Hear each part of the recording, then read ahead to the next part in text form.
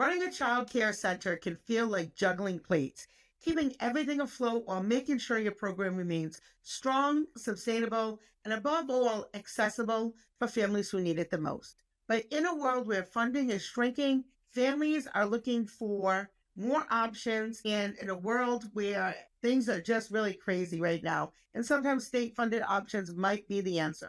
And the pressure on childcare directors has never been higher. How do you ensure long-term stability of your program? In today's episode, we're diving into strategies for blending funds, building quality, and expanding access with our special guest, Khadija Lewis Khan. Whether you're running a small center or overseeing a larger program, Khadija will share how diversifying revenue streams can protect your center during the good times and the tough times. So stay tuned to this episode. You won't want to miss it. Hello, everyone. Welcome to another episode of the Childcare Directors Chair podcast. I'm your host, Erica, and today I am beyond excited to introduce a very dear friend of mine, a true leader in the early childhood education community, Khadija Lewis Khan. Khadija is the owner and director of a 5-star early childhood program right here in Rhode Island, a program that has garnered immense respect, not just within our state, but beyond. She's been a key figure in the field. She is known for her innovative approach to program development, as well as her commitment to providing high-quality education and care for children and families. I've had the privilege to work along the side of Khadija for several years on the RIAC board, and I can tell you her passion for empowering other early childhood educators is contagious. She has been a vital resource for so many early childhood educators in the community, including myself, always willing to share her knowledge and experiences with others. I am so thrilled to have her on our podcast today to dive into the important topic of blending funds, building quality, and expanding access to make sure that your program is resilient and sustainable. So, Khadija, thank you so much for being here today. Why don't you start, folks? A little bit about yourself, a little bit of background, your program, and the journey that you've been on. Wow, what an introduction, Erica. Thank you so much. Certainly very true. I'm very happy that we've had a long-standing friendship and been in this journey for quality together for a long time. So I have been the director of Beautiful Beginnings Childcare Center for over 25 years, and we have had a long journey. We started in a shopping plaza with an open setting, and we started with 8 children and just going around the neighborhood and trying to get people to have confidence with it in our program. And when we left that center after 4 years, we had 85 children in an open air setting. So you can imagine the noise and the issues with trying to provide quality when you don't have dedicated classroom space and things of that nature. But we always had a goal of having a quality program. We were trying to get NAEYC accredited at that time, and NAEYC did come out to our program and gave us a lot of great feedback on what we could do better. So when we got the chance, we purchased a building that we were able to do dedicated space, make dedicated classroom space, dedicated space for teachers, like staff lounges and a training room, also outdoor play area, and just enhance the quality through having a environment that was really built for the children and staff and families. Yeah, your space is absolutely beautiful. When me and my daughter toured it, we just walked, like my jaw was on the floor most of the time. I was like, oh my God, like you built out everything that I wish I had at my center.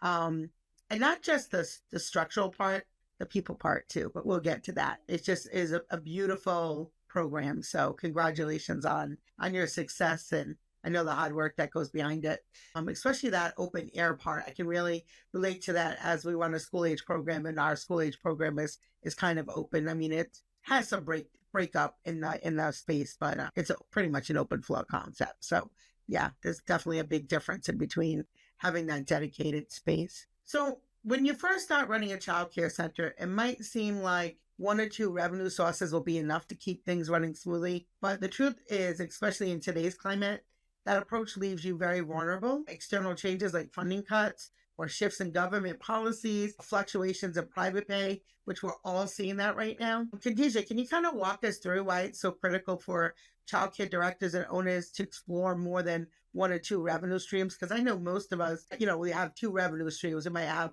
private pay and CCAP, and that's it. Think from the beginning. So we're a nonprofit child care center. So our goal was to provide the highest quality and keep it affordable. So in order to do that, you have to have diverse funding streams. We always started with CCAP, and then we had full pay families, of course, and then we wanted to make sure we provided healthy food for the children. So we added CACFP, the Child and Adult Food Care Program, which is sort of like the school lunch program where we can get reimbursed for providing high quality, healthy meals. Then when state pre-K was in development, we saw that as a great opportunity for families who may not be working or have the traditional work hours, to be able to have the opportunity to have free care and it's high quality. We also have early Head Start on site, and that is another funding stream as well as support for quality and extra support for families who need it the most. Yeah, every chance we get, if we find a high quality program that can enhance the services that we provide and afford more opportunities for families and diversify our funding, we take that opportunity. We've never been scared to get feedback from people. You have to kind of be okay with people being in your program, giving you assessments, giving you feedback, and always be on that like kind of quality journey, which I find that's very helpful. But you just have to be willing to be open and accept different feedback and use those funding sources to really enhance the quality for the whole program. It might be a specific line of funding for a specific group of people, but in the end, when you incorporate developmentally appropriate practices and high quality standards across your program, each one helps your whole program overall. Yeah, so did you feel that, and it sounds like this is what you're saying, but did you feel that by participating in all of those different types of programs, that kind of helped you elevate so that when you did apply for a higher level in the quality rating, that it helped you during that process because you were already moving in that direction? I think so, definitely. So each of those programs, so early Head Start is really for infants and toddlers. And then we have state pre-K for the 4s and now 3-year-olds. And we also have a lot of different partnerships that we work with in the community with Bradley Hospital and for mental health support, and LISC, Local Initiative Support Corporation, for environmental improvements and things like that. But yes, all of those together, I think without all of those, we would have never been able to make it to our 5-star rating. And our teachers, honestly, are so, Amazing. they're inspirational. They're amazing. They're amazing. They are amazing. Yeah. But they have the children's best interest at heart. So they want to do whatever they can to make sure that the children have the best experience and get what they need. So they're willing to get feedback and change practices, even if they've been in the field for 20 years or 25 years, 15 years. They still realize that there's always things that we can reflect on and do better with. So I think that's also the key. Yeah, I feel like too, when I came out to your program to do a workshop, like what I thought was really awesome about your program was the diversity that you had within your team. It was just so obvious that it was so intentional in having male staff, older staff, younger staff, different backgrounds, different ethnic backgrounds. Like, you could see that. And I love too how you reached out to the senior grandparent program. Can you talk a little bit about that? Yes. So we have had foster grandparents for probably the last maybe 16 years or so through a partnership with Federal Hill House. But the foster grandparent program is actually an AmeriCorps program that re-engages seniors to engage in their community and give back. And so we have 6 grandparents, which, that's only 55 and over, but some of them are quite a bit older. But they work in the classroom and give extra love and support to the children there. And honestly, they're like one of the hearts of our program.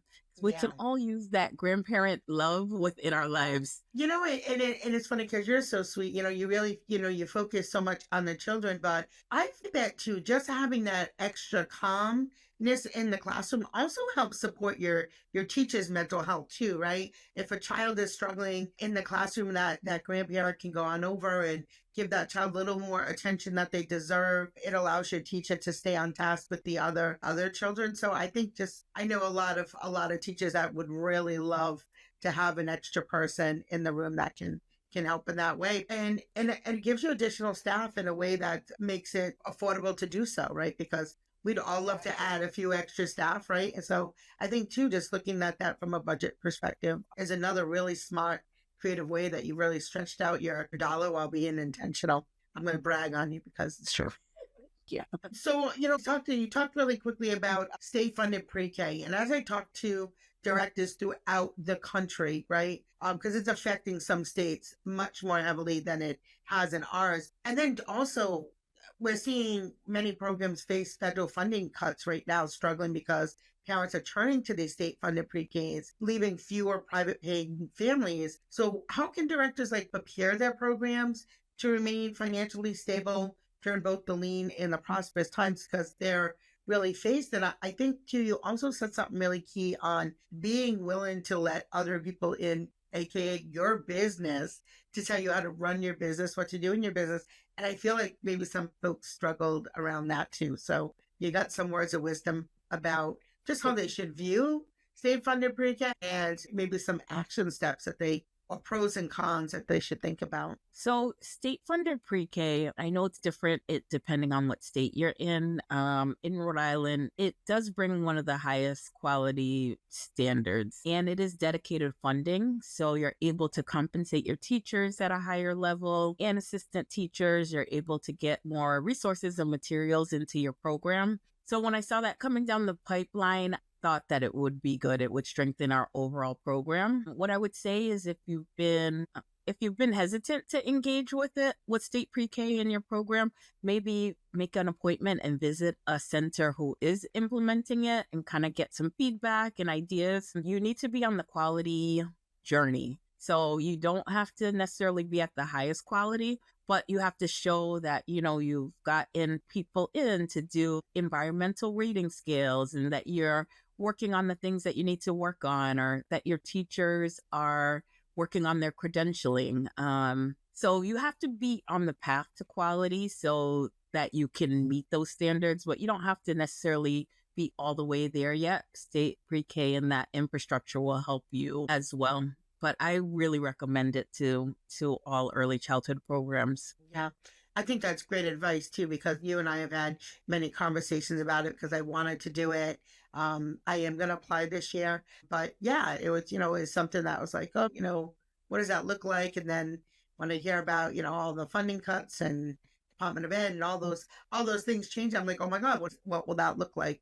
Seems like it's still going to be in place. How do people even find the right funding sources? Because like that could feel like a maze. So what are some of the best ways that childcare owners can tap into those available funds and maybe even grants or partnerships? Like you've done so much work with community resources. Like if somebody's new or just starting or hasn't really focused on that area much, even if they've been around a while, how do they start? I would say look at your local state resource and referral agency. So in our state, it's RIAC, Rhode Island Association for the Education of Young Children. They can a lot of times point you to resources in the state. If you're looking for help with your facilities, you might go here. If you're looking for even within RIAC in our state, you can have people come in and do no stakes, itters and eckers so that you can get feedback. So you know where you need to, really invest your time for improvement. I would also say your licensing agent, usually they do know a lot of things available in the state, and they've been out to so many different programs and seen people implement different things. So make friends with your licensor and ask for feedback and support. And usually they're always willing to step up. In our state, as well, we have a really good facilities agency, which is Local Initiative Support Corporation, and they can help sometimes sometimes technical assistance. Honestly, that was one of the biggest resources that they gave us when we were opening our new site. I was thinking maybe I could save money because it was cost a lot of money to renovate by putting the bathrooms together, Mhm. and having less plumbing throughout the building. That's like And gold. That's like gold in our field, right?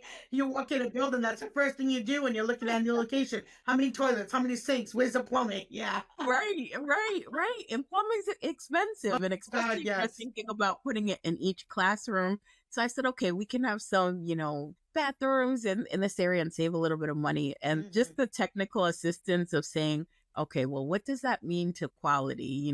What that mean for your ratios or supervision if one person has to leave the classroom to bring the kids to the bathroom, or if you're trying to potty train and they have to go down the hall. So sometimes it's, the technical support and kind of a thought partner to just kind of help you think through things and weigh the pros and cons of investing a little more now might make a big difference down the line. Yeah, you said a lot of great things there, Khadijah. So yes, the technical support, because I've built out all of my programs that weren't turnkey, and I wish I had done that because I would have definitely done my plumbing and bathrooms differently. Also, I think not just, as we're talking about revenue streams coming in, but also finding ways to save yourself money on costly mistakes like that, or maybe not mistakes but better ways to do it that are more affordable or save you money in the long run. And that's, I think, one of the reasons that your program is